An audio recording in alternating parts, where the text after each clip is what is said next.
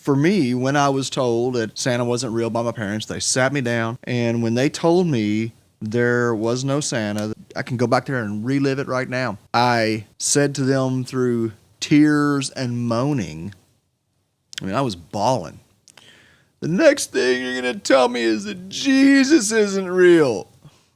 Well, little did I know. Merry Christmas, friends. Today, Eric and Courtney ponder the ultimate results of lying to children about the existence of Santa Claus. Just to be clear, there's no Grinchery here. There's so much to appreciate about the way this festive tradition opens up a larger discussion about belief, truth, and ethics, whether it be here on this podcast or a child who just escaped the Santa Claus matrix. You are listening to Psilocybin Says. To support it, join the conversation in the YouTube comments. Subscribe on YouTube and podcasts, and stay connected on Instagram and TikTok.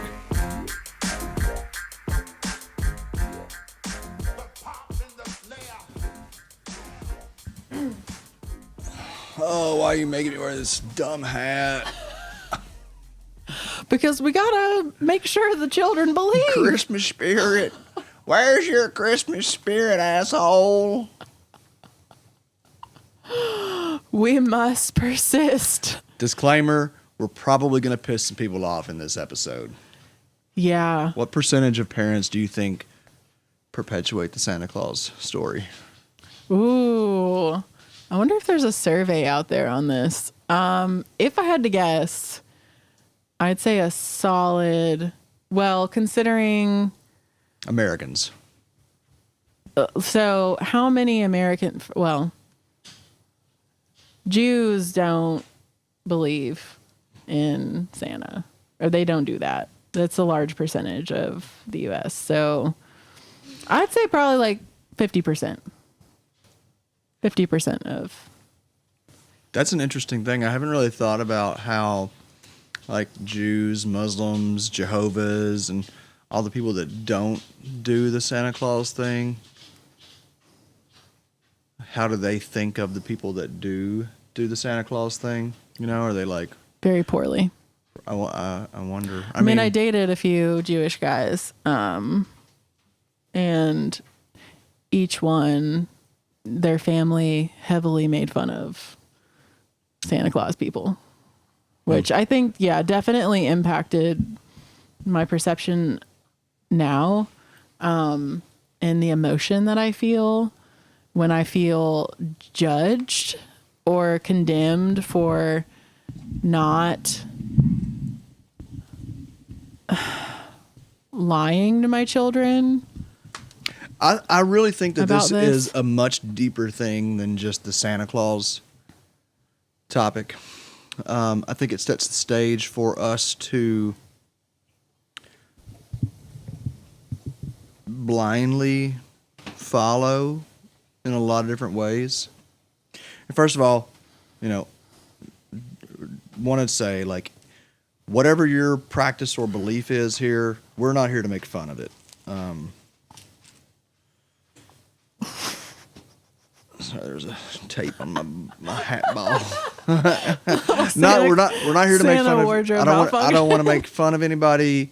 I don't want anybody to feel dumb or bad or demeaned or talked down to.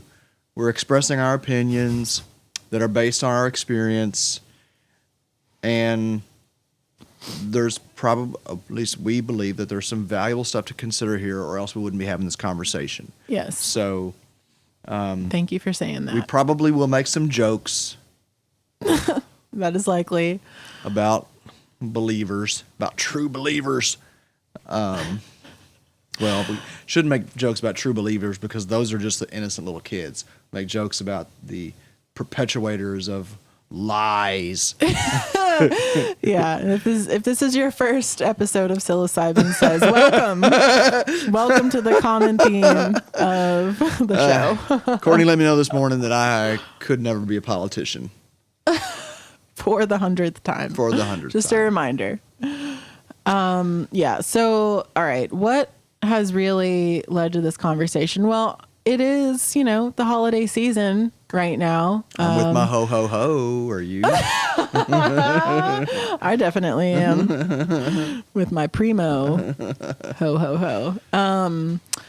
So yes, it's the holiday season. Obviously, there's a lot of movies playing about believing in the magic, i.e., Santa, of Christmas, and conversations going on with parents in our community. This started with a conversation happening at a public school, right? Our son, or if you want to, share the conversation. You were the one that interfaced here. I didn't, because I knew that my diplomatic ways would. It's good that you don't really check this classroom app very much, because you would be fired up a little more than you're comfortable with, probably. But anyway, all right. So I'm like going about my merry magical day.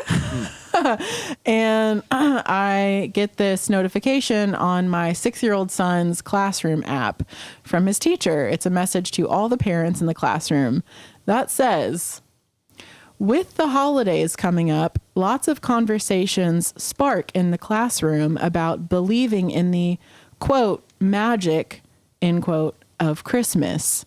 If you have had certain conversations with your students about what is true during Christmas time, please remind them that students still believe, and to not ruin the Christmas magic of others. With your truth. To which, a number of parents replied, begging other parents to not basically tell their kids, to basically say, don't ruin it for my kid. Don't ruin Santa for my kid.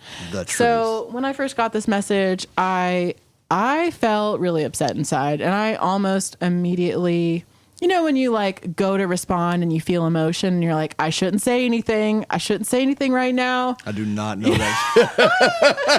Okay, well, you're learning. I would say that you are learning. I'm starting to become familiar with that. Yeah, you are. You've come away. Well, I felt that whole experience, and I just put down my phone and I took some deep breaths, and I was like, I'm just going to talk about this first with my close peeps and get some feedback before I start getting real upset in public at my son's teacher. I don't want to mess up my son's experience at school. I don't know, if it wasn't for that, I would have likely said something compassionately and respectfully, but just trying to pose the idea that maybe we should be thinking a little bit more critically here, and have a conversation about this.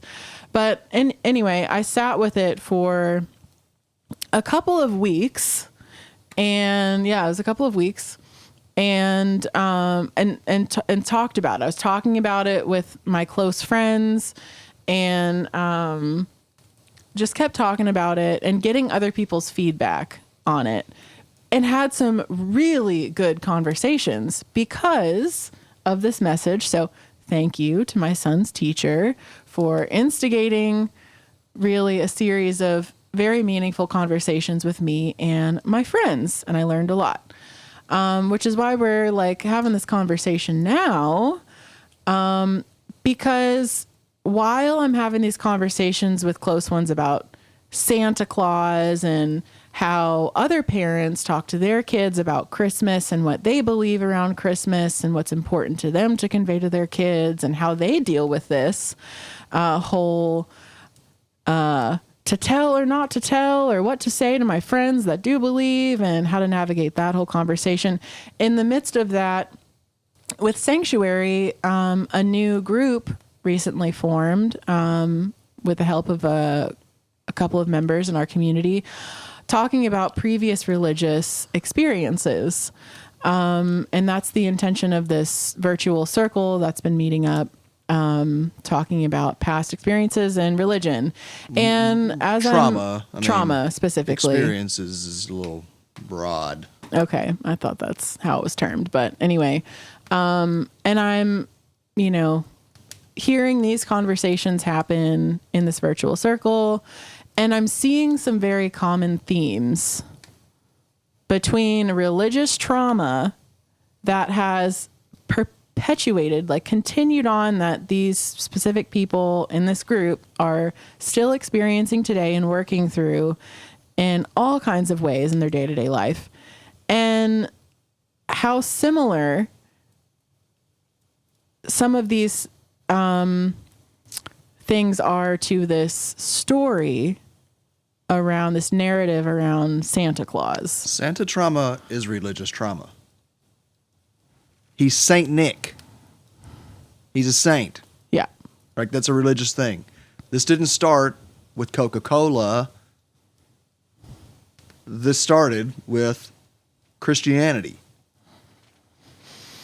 Not that I have anything wrong with Christianity per se, or even the idea of playing Santa. For me, when I was told at 4th grade, age 8 or 9, whatever that was, that Santa wasn't real by my parents, they sat me down. I was as devout as a child could be in terms of their religious beliefs, and that was intimately associated with Santa Claus. And when they told me there was no Santa, that the Santa, I can go back there and relive it right now. I said to them through tears and moaning, I mean, I was bawling, the next thing you're going to tell me is that Jesus isn't real. Well, little did I know that even that story has some significant questions around it. And so it was very, very, very traumatic to me. And still to this day, my parents have refused to acknowledge that is potentially hurtful to a child. Not that I really care I don't really want them to, but that they're not able to acknowledge that, hey, okay, yeah, this was like a lie that we told you all as kids. And that, yes, we can understand how that could disrupt your belief in a lot of other things that we said to you. And Santa Claus was one of the most important things in my childhood, period. Yeah, Santa was and still is for so many people represented as, like you said, like a saint, like a god. Like kids are so often told, don't even get me started on the elf on the shelf thing. Watching you all the time, monitoring you even for when you poop. good or sinful behavior. Are you touching yourself? Yeah. How come on? How many of us as kids? I was touching myself in 2nd grade. And wondering if Santa was watching. Is this going to get me some coal in my stocking? Yeah, am I going to get a lump? How many, like, honestly, I can remember so many times waking up on Christmas and having this fear in my chest that I was going to wake up with nothing and a coal for all the bad things that I've done that year. And I was a good kid. Well, but you were really hard on yourself. I was really hard on myself. Yes. Yeah. Very high standards for myself. And my parents weren't even like, they didn't shove it down my throat. Like, as far as you better be good or Santa's not going to come, which right. I've definitely heard parents say. Oh, yeah. More times than... A lot of it probably came from school. I would suspect. I mean, that's where a lot of mine was. Yes, I did hear that in school from teachers. Yeah. Yeah. And... Or just from other kids talking. You know, like... Right. Yes. It's baffling. Honest to God, it's baffling to me how anybody thinks that this is a healthy thing or even that it's fun. I just get all up in knots when I hear people talk about, but it's fun. You can have just as much fun playing pretend as you do. Like, what kind of fun, what kind of twisted fun are you getting out of deluding an innocent child? Right. And there's some really great there's some really great articles written online about the Santa Claus debate. There's a good one in Psychology Today that outlines some considerations with the whole Santa Claus story, and also recognizing that we know we have friends that are on this spectrum of Santa Claus myth that tell their kids that Santa is, a real being that delivers presents, and some people don't associate this. You better be good. You better watch out. You better not cry, or Santa Claus isn't going to come. Not everybody has the same variables with the story. Moral. Some people just kind of talk about Santa as this ethereal being who delivers presents. They don't really say much else, and it's not like a big deal. And some parents use it as like a behavior motivator. Yeah. I'm still like, I'm not down with it personally. But like one of the things to consider here is, so like, what if, like financially as a parent, like how many hard Christmases does anybody have where financially you just can't afford to buy more than one little present for your kid, or any presents for your kid for that matter? There's so many kids out there who do not get presents for Christmas because their parents have literally $0 in their bank account around Christmas time. So for those children that go to school and hear this whole narrative about, you better be good or Santa Claus isn't going to deliver you presents. Okay. And then they don't get presents. So what does that mean for them? There's so much that comes up with this. I mean, even that just brings up the reality that I have personally known of families who would go into $5,000-$7,000 of credit card debt for Christmas, and then be paying that off all year long and struggling, that we put ourselves through these kind of torture cycles to live up to some made-up standard, some commercial standard, it's pretty insane. And I think that the Santa Claus issue really goes a lot deeper than just Santa Claus and Christmas, or even just like Jesus and Christianity. In my mind anyway, it sets up a nation of people who are not critically thinking. They're either like, there's like so much that could come out of this, like an innate distrust in your religion, your parents, your fellow man, who is perpetuating this myth and this that you then wake up to and realize that you've been suckered into, and so you look around and you're like, oh my God.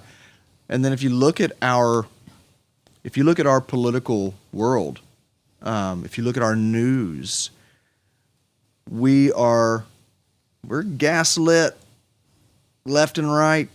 If you look at our advertising, we are told false truths, and then when the truth is revealed, we're just like, well, okay, I guess that's so. Like, to me it's like a very similar pattern that we're setting up here, and we just don't.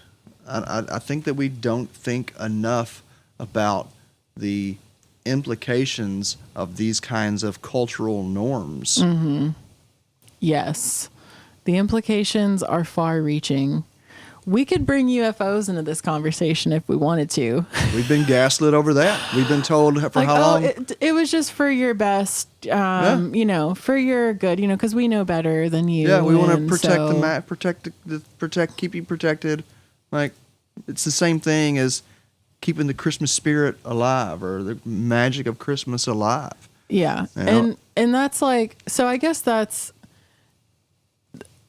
the several things about what you just said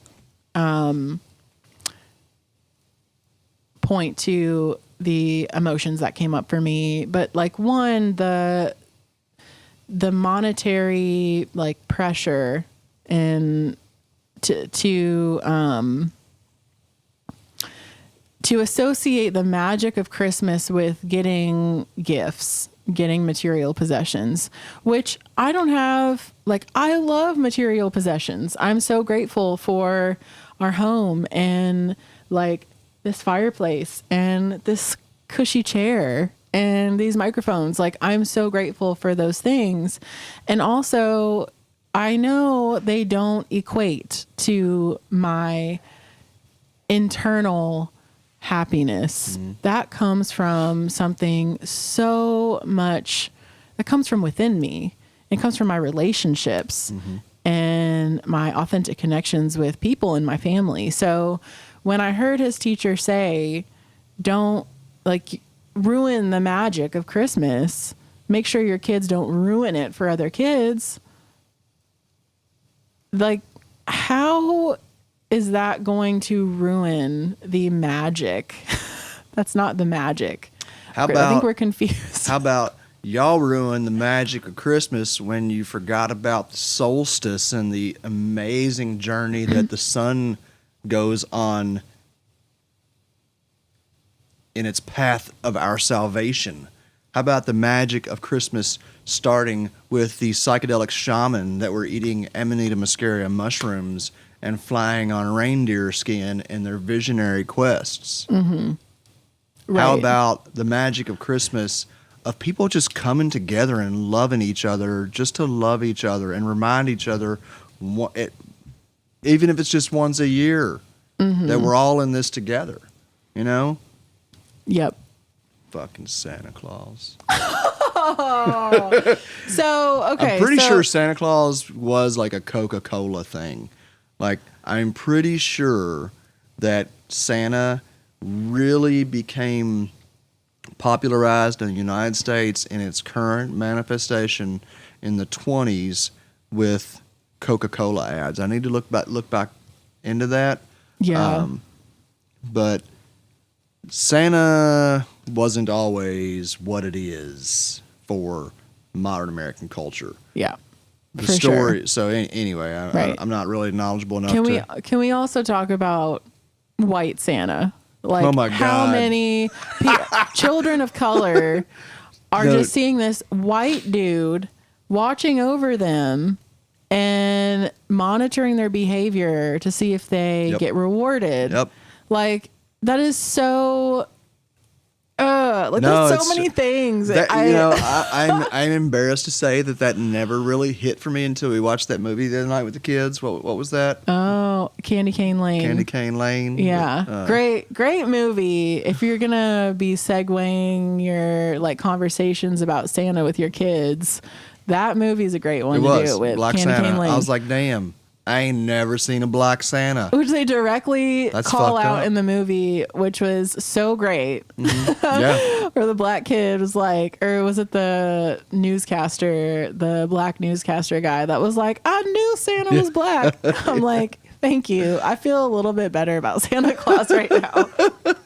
I can't believe I never thought about that over the years as much as I've thought about white Jesus and all. Yeah. Yeah. No, but this also feeds into the drug war propaganda in my mind. You know, we don't tell the kids truth about drugs. We have this just say no. We've had this just say no.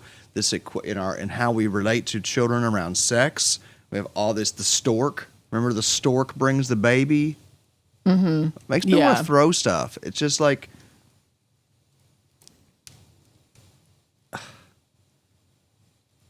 If we really rationally think, are we going to lie to the people that we love the most?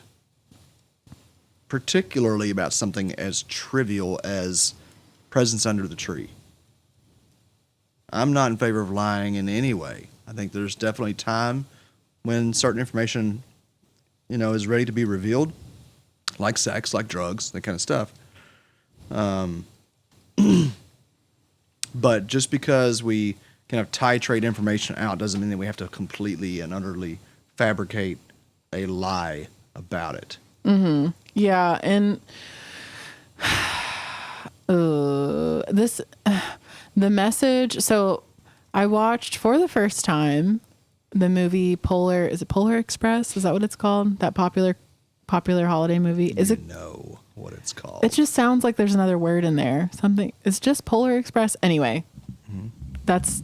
Y'all get it in the movie that I'm talking about. So they play that, the public school system plays that movie during the holiday times for kids in the classroom.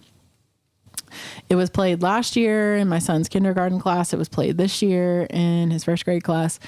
And in the movie, and like so many other Christmas movies, this narrative of do not question that Santa is real. If you don't believe wholeheartedly, Santa will not come for you. You must be a full believer without question. So that's another parallel to religious trauma that we hear all the time, which I only experienced a skimming, like a very little bit of that growing up. Like I went to church and I heard it in Baptist church, but my parents didn't harp on it with me at all. My grandmother did, but anyway, that's something that we hear all the time in our community from people who are just coming out of intense dogmatic religion. This whole narrative of you can't question. Don't question the text. Don't question what you're being told. You just need to believe it or else you're going to get punished. So, and that is so confusing. Like for us as adults, let alone children. Not only is it confusing, it's the opposite of what we should do. It's completely contrary to how we should live our lives. It's sociopathic. Yeah, manipulation doesn't even touch it. Like, yeah, and it's accepted. Yeah, I think this was exhibited again in the whole COVID thing. I am not against vaccines. Our kids are vaccinated. I am not against science. I fucking love science, mycology, blah blah blah. But like that, we were told not to question over and over and over, and now like. Similarly, in other areas, we're being told not to question, like what happens with our tax money, or, like wars. We start wars around the world, and we're not supposed to question any of that. And I feel like this is so much of this is rooted in religious dogmatism, of which Santa Claus is an offshoot. And so until we start to question and think critically, I'm not sure we're going to get out of this paradigm. We're still, in many, many ways, adults are still kind of operating in the same magic of Christmas in terms of, the magic of whatever, politics, the magic of social conditioning. Just believe it because it's true. If you don't believe it, bad things are going to happen to you. Yeah, it's we're in this place and time where we have, in large part, we just haven't been taught how to question this. Like, there's not a framework for that.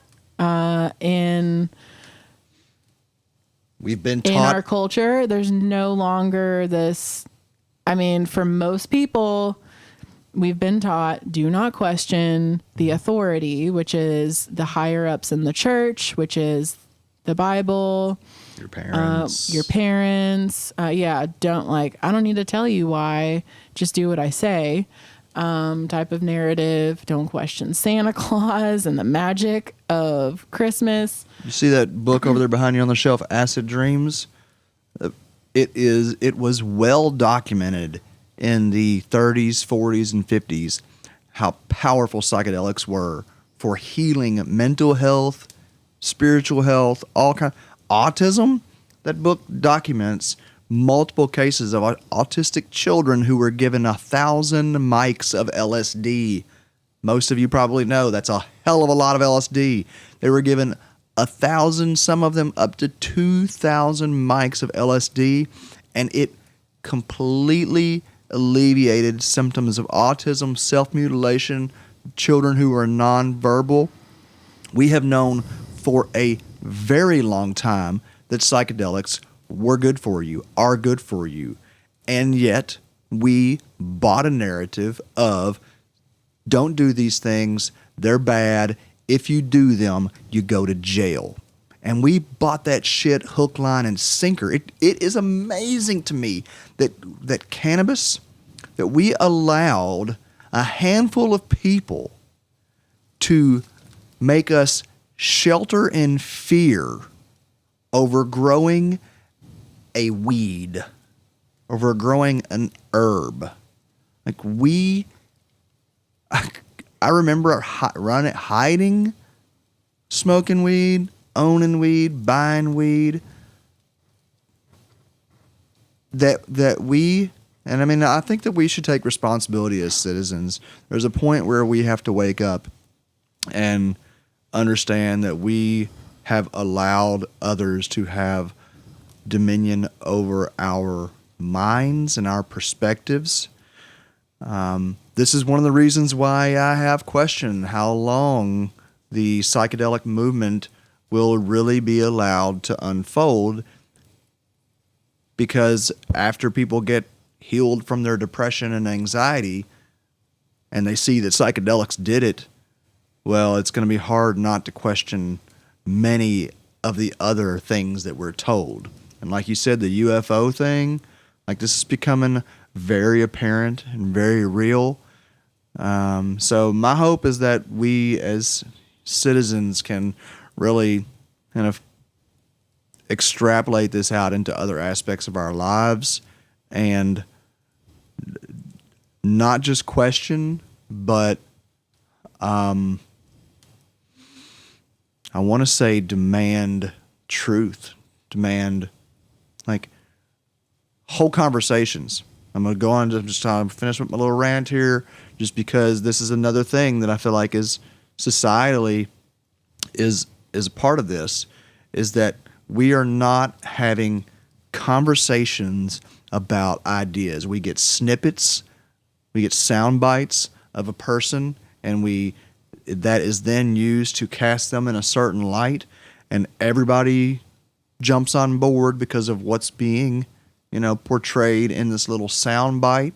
You could take the Dalai Lama, I'm sure you could take a sound bite of him and make him sound like a complete jackass if you wanted to. And so I hope we can start to move, maybe like the TikTokification of our culture is going to kind of reach that point where we realize, oh my God, everything is like 2 seconds of shallowness.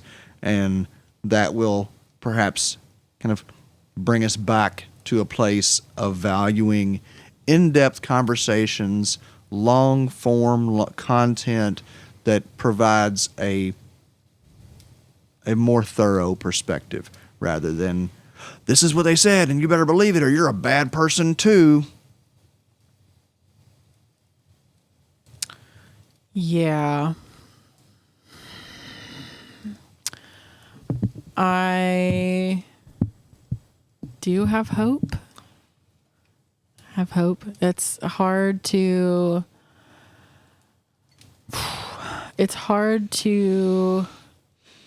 imagine our society rebounding from where we are now, without some kind of reset. Just to the degree, like there's so many things, like we are so entrenched in like systemic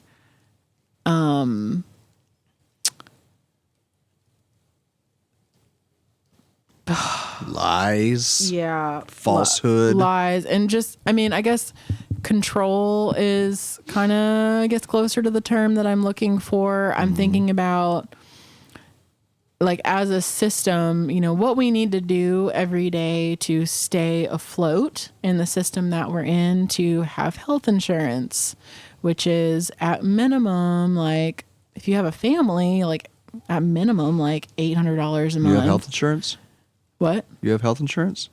No. Well, we're kind of going out of the system. We're kind of like, how'd you manage that? But it's a whole, like, it's not as easy as, or maybe it is. But once you start questioning one thing, then it's kind of like this domino effect where everything else just kind of falls down, falls away. To keep up this narrative with your job, which the majority of people have a boss that they report to. The majority of people are in a workplace culture where they need to not say anything. They need to not speak voice their opinions about things. In order to get their paycheck, keep their health insurance for, their kids who may have diabetes, or, like we're so fortunate to not have any like conditions that require us to shell out inordinate amounts of money to the medical industrial complex for just like taking care of simple needs. But like, I don't know, it's intense.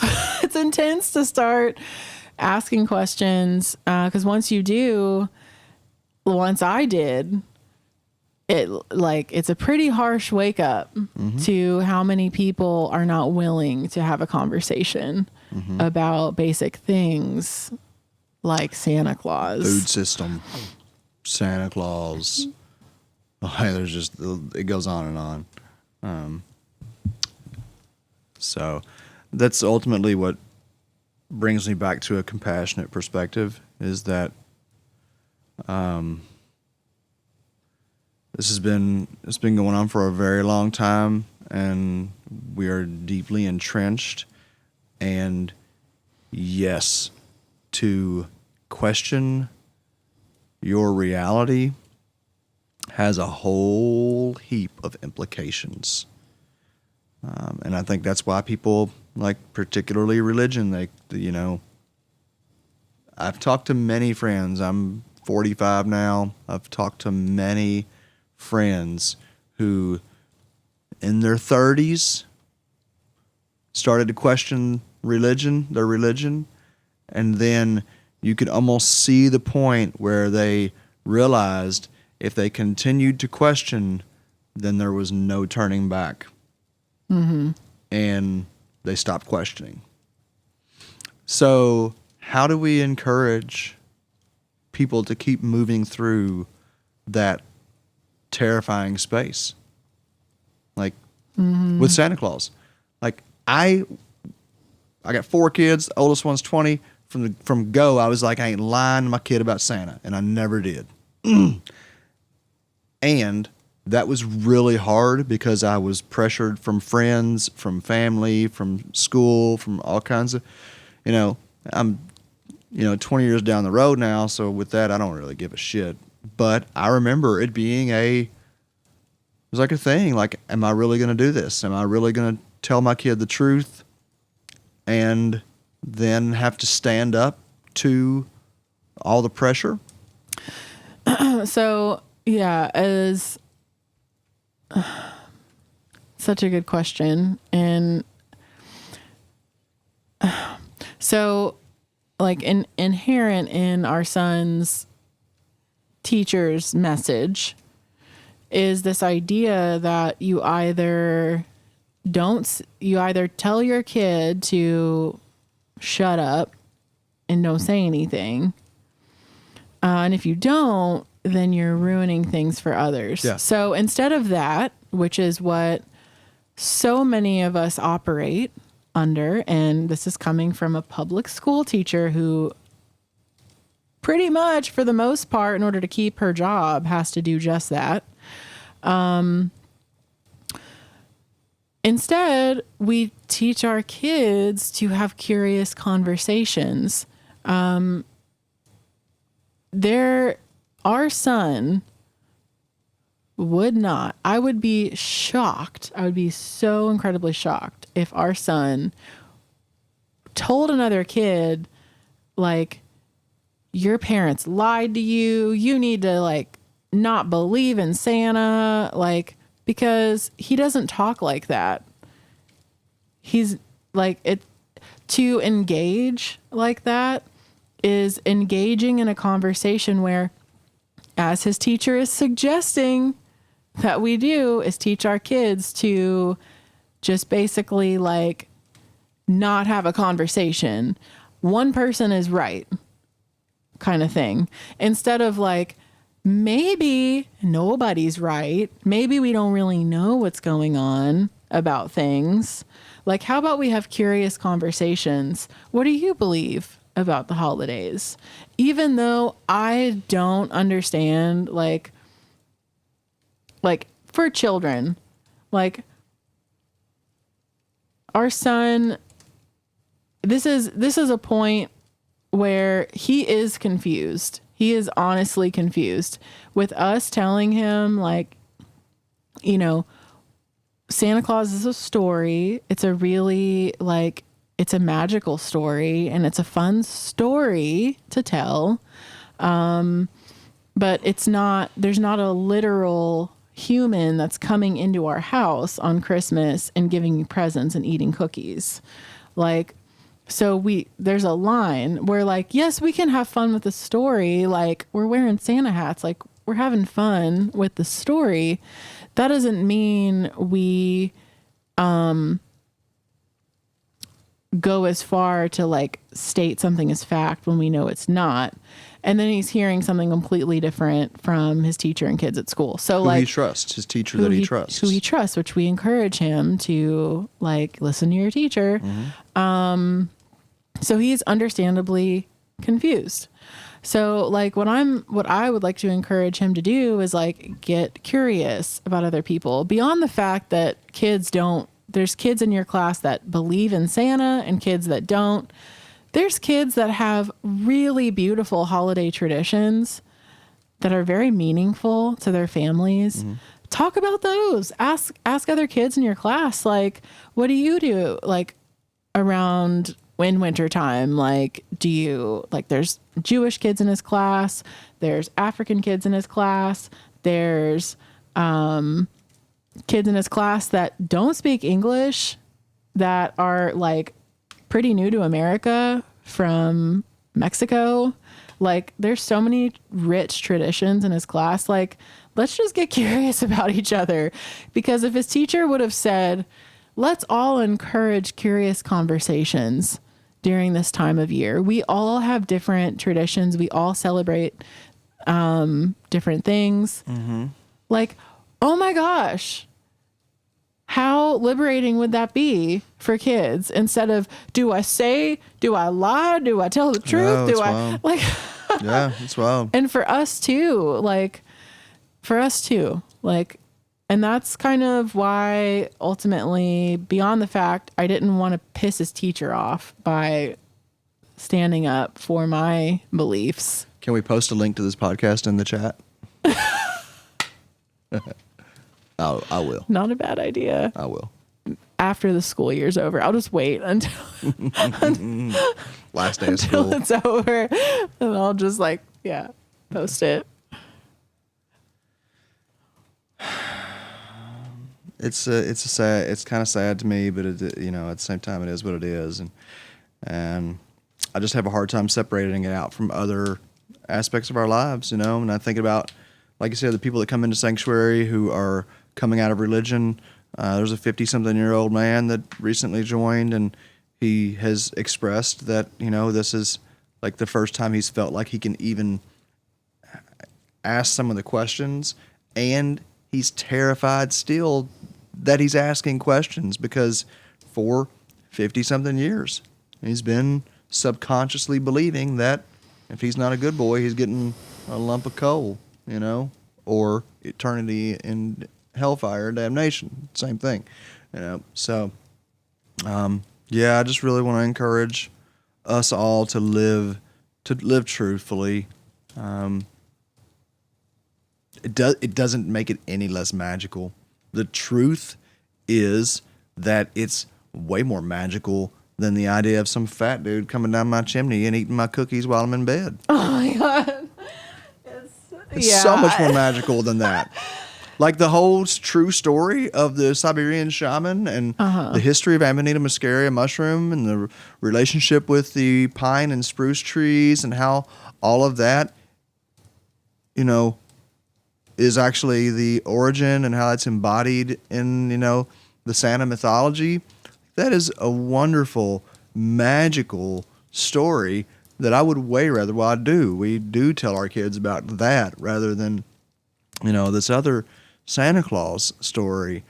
Even like the Big Bang, like it's so much more magical. Yeah. Well, we don't even know. Like that's the whole joke of it all. It's like, just like you're saying with curiosity, we've been telling for the last, call it 10 years or whatever it is. We've been saying that the universe is 12 billion years old or something like that. And they just put out a new telescope that says, oops, we are wrong. It's twice that, or it's 13 to 26 billion years old now. Right. Like, can we collectively just admit that we don't have a damn clue what's going on and that it's way cooler than any story we ever make up? Yeah. Can we just like front load every statement we make with a maybe this is what happened. It's Right. It might be. Yeah. But we don't actually know. Yeah. It is funny we were watching that what is it called? Life something, I don't know. Some really well produced Netflix series. The History of Life or something. History of Life, yeah, I don't know. And it was already outdated and it was made last year and some of the facts were already outdated, but they stated everything as a concrete fact. This is what we know about evolution. This is what happened. Yeah. Ho, ho, ho. Yeah, we're a funny bunch. We are. I can't wait till it's, revealed the origins of humanity so we can finally get that whole thing. Like the Adam and Eve story. Good Lord. Talk about God made a man from dirt and then pulled out a rib and turned it into a companion for him.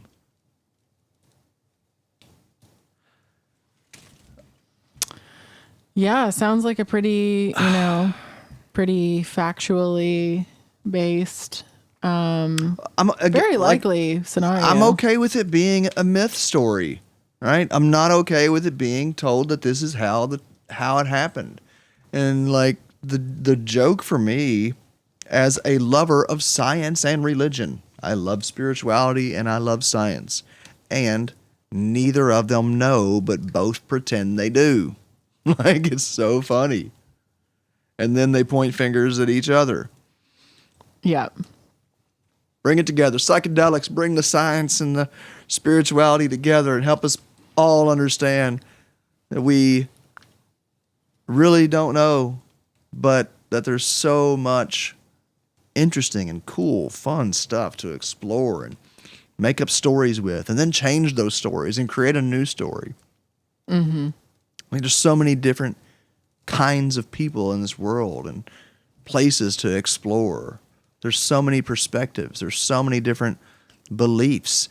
And the beauty about belief is that it doesn't matter what you believe, but that if you believe it, then it means something to you, right?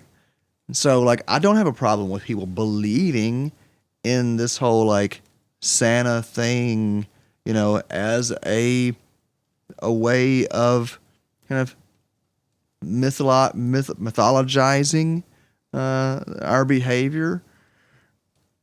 It's that when we when we believe that our beliefs are truth, is when it gets all muddled up. Mm-hmm. Yeah, that's kind of how I'm talking to our son about Santa Claus, because he's understandably asking questions like, well, if this isn't true, because he went through a phase or this day early last week or the week before, where he was telling me, Mom, I'm just going to like play it safe and believe, because just in case Santa is real, I don't want to miss out on like getting presents from Santa. Never heard anybody say that about religion.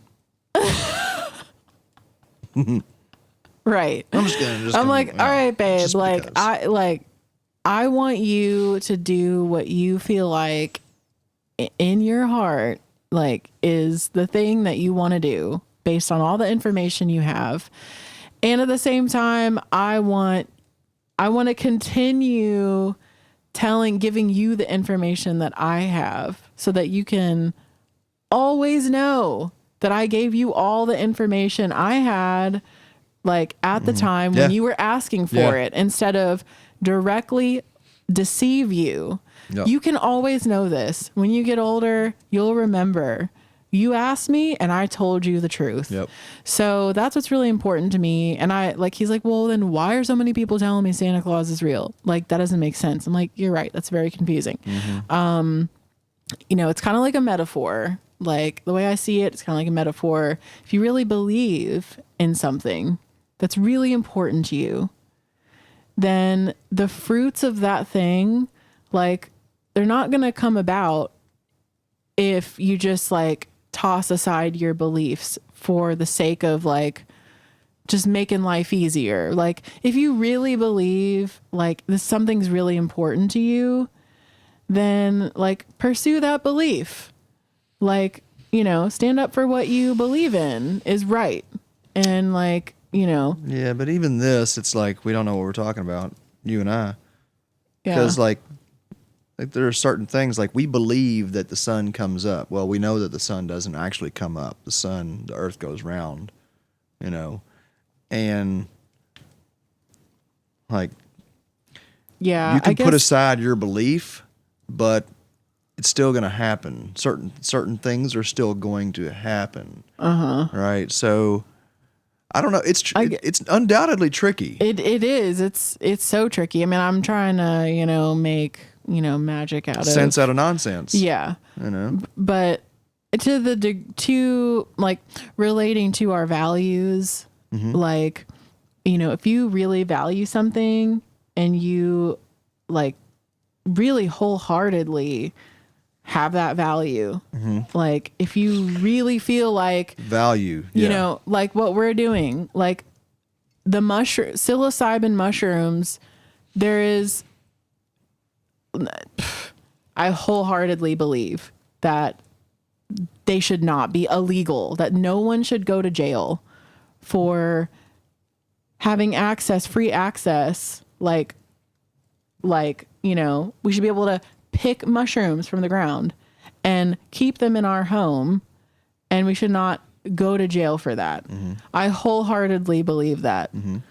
And that's coming from a value of sovereignty and like my experiences, trusting my life-changing, enriching experiences that I've had and all the people we've worked with. And like, that's a belief that I feel very strongly about. Like something like that, like if someone disagrees with me, then I would like to still state what I believe in, coming from that place, from that like experiential place that's connected so deeply to the values that I hold in my heart. That's kind of like, I guess, what I was getting at. Where it gets really problematic is when the beliefs of a group or individuals assert authority over the beliefs of another, because those who believe that you should go to jail for possessing mushrooms are actually in charge at the moment, those who believe that they should be able to tell a woman what to do with her body, with her womb, And so I'm not sure. This is really interesting where we're going. And I have gained such a new gratitude and respect for America, with, how having experienced in a real way the value of our religious freedom here that is not a thing in almost every other country on the planet. And, I'm not going to go into a rabbit hole on my concerns about losing that freedom here, because I don't believe that we are. But it's a thing. We're in a really interesting scenario as a country where, because there has been such an emphasis on the freedom of you to believe and practice and live as you choose, and not just religiously, but in a lot of ways, it grants us the opportunity to come up, to kind of face these challenges where belief and I want to say fact intersect, but as we just said, like, there are very few facts. Most everything is subjective, and you can go into physics and perception and how, the mirroring, I don't know, all the stuff.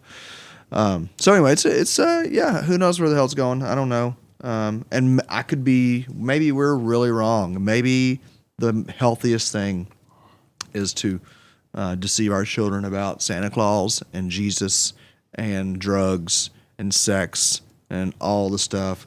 It's like funny. They just found out a few years back, well, our current belief, our current understanding is that the woman's egg selects the sperm, where for how many years it was the great sperm race, Yeah.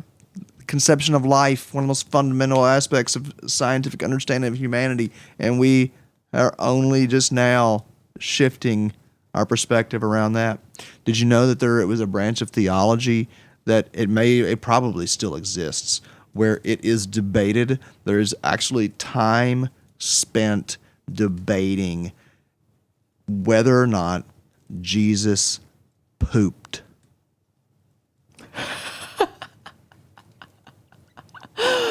Like, this is how, right? Never thought of that. This is where actually didn't question that. Like, oh, you believe Jesus was the Son of God? Do you believe he was truly divine? Well, if he was truly divine, would he have taken a dump? Yeah, it's like, I did kind of think about that with Thoth and Hermes yesterday. I was reading the Emerald Tablets, and it was speaking of Thoth living he was like immortal or whatever for 10,000 years. Well, and immortal was forever, baby. Well, I mean, he what's the term when you're not subject to typical human laws? You defy. He was a god, but anyway, never mind about what the term was. But he was supposedly lived for 10,000 years and then reincarnated. He used to reincarnate 2 more times or whatever. So I was thinking, how does that work? Logistically, if you're living for 10,000 years, then it depends on if you eat. Do you eat? Does your hair fall out? If you eat, you poop. Period. If you eat light, if you're like what's it called? What are the sun people called? Breatharian. If you're a breatharian and you just live off sunlight and air, then you probably don't. You just have sweet smelling toots. There's so many things that people do that you just never would have thought. Urinarians. Has me thinking about the veganism, and it's just so interesting how across the board we project our beliefs onto others for the most part, as if this is what you should do, right? This is how you should be. this is what I believe, so this is how you should believe. And we do it subconsciously. So yeah, maybe we're waking up. Maybe Santa Claus will help us wake up to the reality. Maybe, yeah, this is the point where Santa Claus does actually come down our chimney. Like if we're in this cosmic joke where we're all in this together, every piece of every material atom or whatever smaller than an atom, whatever, the ineffable thing in everything, like feels this conversation happening, and then we shift to this narrative of Santa Claus not being real, and then we all collectively subconsciously decide we're going to make Santa real just to fuck with us. It's like what Bashar thinks, like talks about, like, and other physicists you've heard talk about this, where like if you can imagine it, there's a dimension where it exists. Right. So maybe when we talk about Santa Claus, we should talk about Santa Claus' existence in another dimension, because it's not here. I'm open to being wrong. If someone sends me a video, if I get multiple videos, like, you know how you get videos of Bigfoot being spotted? You just get videos of like Santa and his sleigh. If I see some the videos, news used to do that. They used to do that on the news, where That's they'd be so like, messed up. "Oh, we got Santa on the radar. Oh, we see Santa on set camera." wow. I remember that. I remember watching the news and be like, "Oh my God, Santa's in Louisville." We are the duped generation. There's no doubt about it. Well, I don't know if it's This just is the like generation. Maybe it is. the duped series of generations. We're the most duped animals. Think about all the other animals. And wow. We like getting duped, I think, at this point. I enjoy a good into it. story. I enjoy a good story, right? And I guess we're like, I'm curious for myself, because I tend to like really seek out the facts, you know? And like, as I've been on this exploratory journey of trying to understand the creation mythology from other cultures, and like what is some of the interesting, perhaps could be called evidence around humanity's true origins. And I was listening to a thing the other day, talking about the Sumerian gods and whatnot, and there is a point where we have to just let go of truth and accept that we don't know, and that this story is the best thing that we've got for us right now. And I have a hard time letting go of, okay, this doesn't have to be true. Like, I keep trying to seek out, like, okay, what's the truth about how humanity came to be, you know? And that's not really as important as where we are right now. Mm-hmm. And so can we look at the Santa Claus thing in the same way? It's not really important whether or not Santa Claus is true or not. What's important is how you relate to it. Yeah. I don't know. I like this this direction.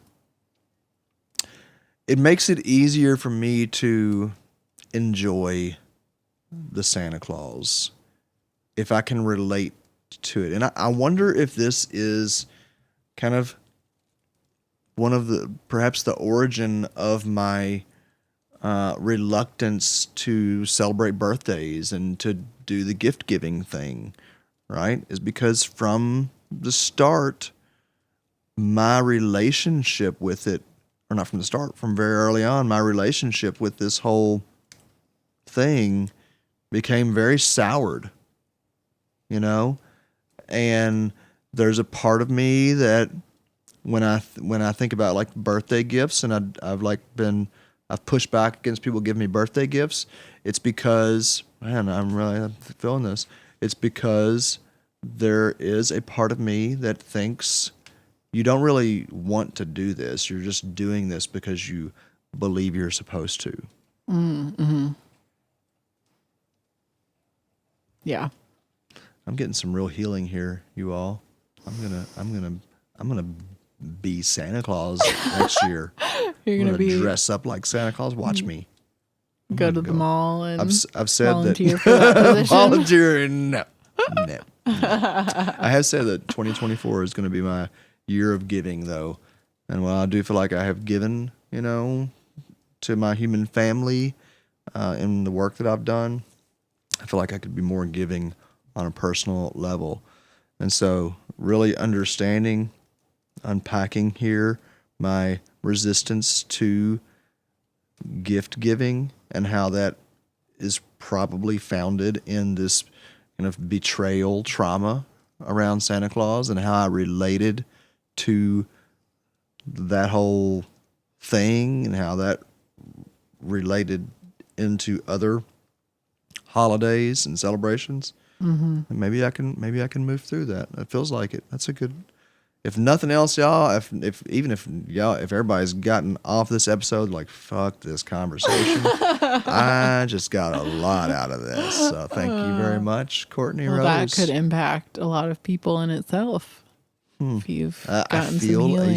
I literally feel a shift in my internal world. Mm-hmm. Yeah. That's what conversation does, like just being able to talk something out and explore together, like a collaboration of creation, like you're saying. Like it's really in the experience together, like with other people in community and relationships, that's really where the joy is in these stories, and changing the story together through conversation and exploration. Like that is the magic. I feel actually like loving towards Santa Claus right now. This is so wild. It's so wild. I haven't felt this way since childhood. I'm not saying I still feel like, I'm not gonna lie to my kids about Santa Claus, and I don't feel like there's some magical being out there, but like my relationship with this story has changed, and you're so right, and I'm so glad that you pointed that out, that it is in the evolving conversation with ourselves, ultimately through the mirror of others. Like most of us don't even believe what we think if we really would dig into it and explore it, or come to understand that what we think is just a belief that can be changed with a shift of perspective. Mm-hmm. I fucking love you. I love you too. I think this has been a great conversation. This is kind of what I was hoping we would land on. Is this like, Eric's finding dressing up for Santa? No, what? That I'm going to dress up like Santa next year, or what? No, more of like the magic of the transmuting the emotion, the frustrating kind of emotion around this conversation into has your magic. Frustration transmuted? I do feel reminded of what I just said, that it's not in getting caught up in instead of arguing, instead of approaching something that we feel like we see so clearly that other people don't, instead of approaching that with a defense and an argument, approaching it with a, okay, it's really interesting that you see this that way. And it, for us, we've seen it very similarly, so it's not the same, but even still, exploring it together is really what I'm going for in life. Mm-hmm. That's where the joy comes in. Mm-hmm. And in the community, which I hope we record a podcast soon about the dynamics of community. And how easy it is to facilitate community? Like, even within quote unquote like-minded community, there are vast differences in perspectives. And navigating that with an attitude and a perspective of exploration, seeing the divine consciousness that's in the other person that we are not seeing eye to eye with, recognizing it's the same divine consciousness in me. It's the same, period. Like, at its source, we need each other. 100%. We need this dialogue, this exploration. And so it's not about I'm right, you were wrong. And being willing to be a leader in that, around this conversation. Like, I have gone from feeling like wanting to prove a point to feeling like I want to come together. I want to come together. Mm-hmm. Same. I don't want to prove a point and divide. I want to explore and come together. So I feel pretty good about that. Yeah. Nice. Okay. Well, what do you think, listeners? If you've gotten all the way to the end, where are you at with this whole Santa Claus and more conversation? Let us know. And if you have any topics you'd like us to explore, give us an email, psilocybinsays@gmail.com. And $10,000 for an authentic photo of Santa Claus on the reindeer sled. It has to be fine. I mean, you're going to get $10,000 from somewhere. If you believe that. I don't know. It's not from Psilocybin Says. But, all right. Peace. Merry Christmas.